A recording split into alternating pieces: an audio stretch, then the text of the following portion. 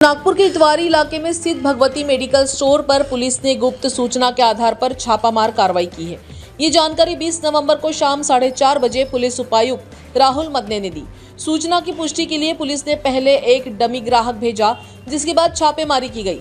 Store से police ने बड़ी मात्रा में अवैध दवाएं जब्त की है, जिनका उपयोग नशे के लिए किया जा रहा था।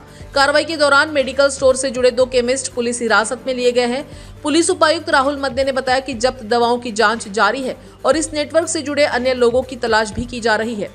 त्याच्यामध्ये जो लकडगंज पोलीस स्टेशनला जो गुन्हा दाखल केलेला आहे त्याच्यामध्ये तुषार अग्रवाल आणि भरत कुमार अमरनानी हे 2 आरोपी आहेत। हे केमिस्ट आणि ड्रगिस्ट आहेत।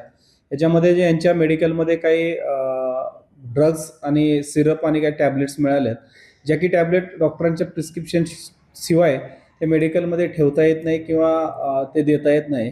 अशा टॅबलेट्स आणि सिरप यांच्यावरचे बॅच नंबर्स कडून हे अवैधरित्या हे विकताना किंवा जे लोक ह्या प्रकारची नशा करतात किंवा नशेसाठी हे औषध कॉम्बिनेशनमध्ये वापरलं जात होतं, अशा स्वरूपाची आम्हाला काही दिवसापूर्वी माहिती होती।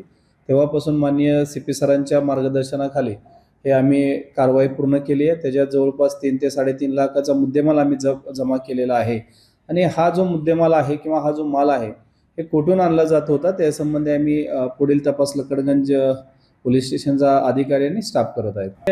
हे जे मेडिकल आहे लकडगंज परिसरातील आहे मेडिकल, जे की तुषार अग्रवाल यांच्या मालकीचं आहे आणि जे अमरनानी आहे त्यांच्याकडून ह्यांनी हे ड्रग्स खरेदी केलेलं होतं। पुढील जे जो मुद्देमाल आहे तो कुठून आणला होता त्याच्या संबंधी आम्ही पुढील इन्क्वायरी करत आहोत। सध्या 2 आरोपी आमच्या ताब्यात आहेत। त्यांचा पुढील कस्टडी घेण्यासाठी आम्ही प्रयत्न करू आणि त्यानंतर पुढचा तपास करू।